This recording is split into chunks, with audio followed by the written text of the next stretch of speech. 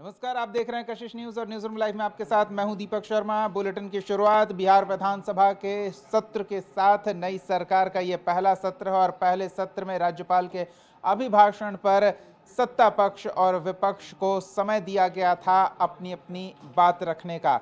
धन्यवाद ज्ञापन करते हुए मुख्यमंत्री नीतीश कुमार ने राज्यपाल के अभिभाषण में शामिल बिहार के विकास के भविष्य के सुनहरे जिक्र पर धन्यवाद ज्ञापित करते हुए उल्लेख किया कि सरकार बिहार में रोजगार के लिए, बिहार के युवाओं को नौकरी देने के लिए और साथ ही साथ बिहार के आधारभूत संरचना में तेज गति से विकास के लिए काम कर रही है और इसमें केंद्र सरकार की खास भूमिका है, जिसको लेकर नीतीश कुमार ने नरेंद्र मोदी की सराहना की। आपको सुनाते हैं इस दौरान क्या कुछ खास बातें रही। संख्या में सड़कों और पुल पुलियों, रेल ओवर ब्रिज, बाईपास एवं एलिवेटेड रोड का निर्माण किया गया है, जिससे लगभग 5 घंटे में सबसे दूर वाले क्षेत्र से पटना पहुंचना संभव हो गया है।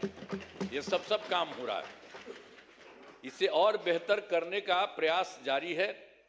इसके लिए 5 नए एक्सप्रेसवे सड़कों का निर्माण एवं प्रखंड मुख्यालयों को जोड़ने वाली सड़कों का 2 लेन चौड़ीकरण किया जाएगा। आर्थिक सहायता के रूप में सड़क, उद्योग, स्वास्थ्य, पर्यटन, बाढ़ नियंत्रण के लिए बड़ी राशि देने की घोषणा की गई है केंद्र सरकार के द्वारा जुलाई 2024 में। और फिर फरवरी 2025 के बजट में बिहार में मखाना बोर्ड, एयरपोर्ट की स्थापना, पश्चिमी कोसी नहर के लिए वित्तीय सहायता आदि की घोषणा की गई है। और फिर वर्ष 2018 में देश के कुछ राज्यों में खेलो इंडिया यूथ गेम्स का आयोजन हुआ था। अब इस वर्ष खेलो इंडिया यूथ गेम्स का आयोजन बिहार में हुआ है, जो गौरव की बात है। इन सब के लिए आदरणीय प्रधानमंत्री श्री नरेंद्र मोदी जी का हम नमन करते हैं। सब करिए ना नमन, एक बार हाथ उठा के बढ़ाइए। सब काम किए, सब कुछ कर रहे हैं। आप लोग काहे नहीं करते हैं? आप लोग भी कहिए, सबके लिए काम कर रहे हैं। चलिए, तो काफी गहमा गहमी भी थोड़ी हो गई थी नीतीश कुमार के वक्तव्य के दौरान। सहयोगी प्रीतम हमारे साथ जुड़ रहे हैं। प्रीतम,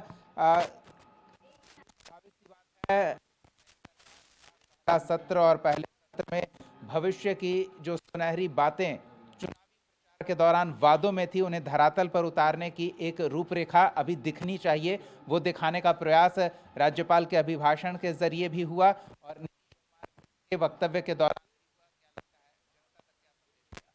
देखिए दीपक, पूरा सदन बिल्कुल बदला बदला नज़र आया। जिस तरीके से सिटिंग अरेंजमेंट हुआ है और जिस तरह से विधानसभा की तस्वीर उभरी है। 2015-2020 का जो चुनाव था, उसके जो परिणाम थे वो आरजेडी के लिए बहुत ही उत्साहवर्धक थे। 2015 में तो खैर वो लोग सत्ता में आए थे और 2020 में आरजेडी के पास कहने की होता था कि हम दूसरे नंबर की पार्टी है और जो तीसरे नंबर की पार्टी है वो सत्ता संभाल रही है। आरजेडी का कॉन्फिडेंस लेवल काफ़ी हाई था।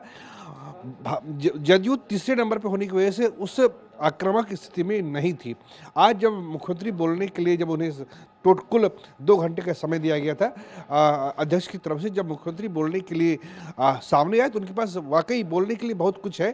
उन्होंने कहा कि सबसे पहला उनका सेंटेंस था कि 24 नवंबर 2005 को हमने सत्ता संभाली और उसके पहले हमने सड़कें बनाई, शिक्षा को मजबूत किया, 2.5 लाख से ज़्यादा नियोजित शिक्षक की बहाली हुई। उन्होंने ये कहा कि जो प्राइमरी हेल्थ सेंटर थे वहाँ पे रोजाना 11 लोग आते थे, आज 11,000 लोग उपचार के लिए आ रहे हैं। कानून व्यवस्था को हमने ठीक किया। और एक बात उन्होंने ये भी कही कि जब मुख्यमंत्री बोल रहे थे तो कहीं कहीं जो प्रतिपक्ष के लोग बैठे हुए थे उसमें से किसी सदस्य ने उन्हें टोक दिया, तो उस पर मुख्यमंत्री ने कहा कि हम आपके साथ कभी नहीं अब जाएंगे, 2 बार हमने आपको मौका दिया। लेकिन ये बात है कि जिस तरह से पूरा सत्ता का समीकरण बदला है, उससे अब जो है सरकार के सामने एक बहुत बड़ी चुनौती है। जब आप जनादेश से लवरेज होते हैं, जब आपको जनता ने बिल्कुल स्पष्ट बहुमत दे दिया है, केंद्र में भी आपकी सरकार है, तो फिर आपके पास कोई बहाना नहीं बचता है। क्योंकि जिन पार्टियों में विरोध की शक्ति थी वो मालिक की सीट केवल 2 हो गई, आरजेडी केवल 25 है। मोरली वो काफ़ी डाउन है। हालांकि आरजेडी के सदस्य दिखाने का प्रयास कर रहे थे कि ठीक है हार हो गई लेकिन हम लोग अंदर से दुरुस्त है, लेकिन उनकी बॉडी लैंग्वेज ये बता रही थी कि अंदर में बहुत कुछ उनसे मिसिंग है। तो अब सरकार के सामने सबसे बड़ी चुनौती ये है, फिर आज नीतीश कुमार ने कहा है कि हमने 10 लाख लोगों को 2020 से 25 के बीच 10 लाख लोगों को सरकारी नौकरी दी है। अब 2025 से 30 में हम 1 करोड़ लोगों को रोजगार देंगे और उसमें से सरकारी नौकरी भी लोगों को दी जाएगी। तो अब सरकार के सामने सबसे बड़ा सवाल ये उठता है कि नौकरी कहाँ से आएगी। तो फिर उन्होंने इसका जवाब दिया कि हमारे पास नरेंद्र मोदी का सहयोग है, देश के प्रधानमंत्री को हम नमन करते हैं। और उन्होंने बताया कि हमारे पास क्या योजना है। पटना पूर्णिया ग्रीन फील्ड योजना है। इसके अलावा कई इलाकों में कई इलाकों में थर्मल पावर का निर्माण होना है। तो इन सबसे एक उद्योग की जो अधोसंरचना है उसका निर्माण होगा और सरकार को भरोसा है कि इसके जरिए वो रोजगार के नए आयाम प्रदान कर पाएगी। चलिए धन्यवाद प्रीतम इन तमाम जानकारियों के लिए। तो प्रीतम जिक्र कर सामने कई सवाल हैं और उन सवालों का जवाब दिया जा रहा है, लेकिन जी हां, लेकिन विपक्ष का आरोप है कि सरकार सवालों से पहले ही सत्र में बचने का प्रयास करती दिखी।